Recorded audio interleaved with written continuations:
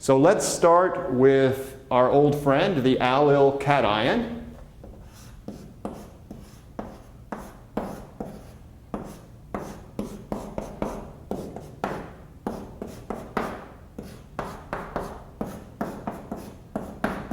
So here it is. Remember, 3 carbons, 1 double bond, a positive charge adjacent to the carbon-carbon double bond. And the question here is, if one had a nucleophile, the nucleophile doesn't have to be negatively charged. It just has to be a Lewis base with a pair of electrons. But let's put a negative charge on there just for the sake of argument. Where would the nucleophile add to the allyl cation? So press pause and give that a try. All right, so the allyl cation has a positive charge.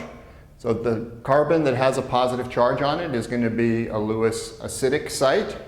And a lot of organic chemistry is putting together the Lewis base with the Lewis acid. So the nucleophile donates a pair of electrons, adds to the positively charged carbon, and that would give the product. So if you needed a little help on this one, you can press pause again and draw the product. Number your carbons. That's a good problem-solving strategy to keep track of things. So there are the carbons 1, 2, and 3. So the nucleophile, according to this arrow formalism, ends up attached to carbon 3. Recall you can omit the hydrogens from your structure. They're understood to be there now that we're fairly advanced in our study of organic chemistry. And then the question would be whether that is the one and only one product. Imagine that we had some way to distinguish between carbon 1, carbon 2, carbon 3. Is there some other place where the nucleophile might add? So think about that one. A key to this problem is the fact that the allyl cation is resonance stabilized. So remember, when you have a double bond adjacent to a positive charge, there's a second resonance structure that one could draw.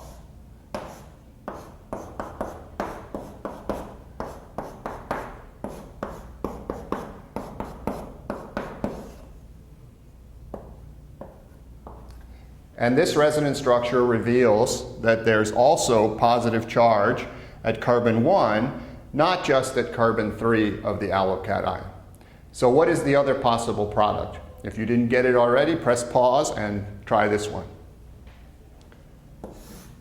Well, the nucleophile, instead of adding to carbon 3, could add to carbon 1. After all, really by symmetry, these two resonance structures contribute equally to the real nature of the allyl cation.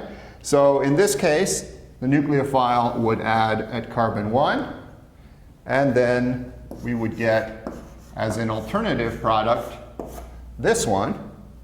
The only difference between this structure and this structure is where is the nucleophile connected. In this case, it's connected to carbon 1. In this case, it's connected to carbon 3. And these two structures are actually identical because you can just turn this one over and match it up precisely with the other one. It's just kind of an artificial difference in terms of where the numbers are. But you could certainly imagine a case, for instance, if we put a carbon 13 label at carbon 1 where these would be different, or if there were some groups attached to the allyl cation other than hydrogen, we might end up with two distinct products. So the moral of the story is, remember the allyl cation,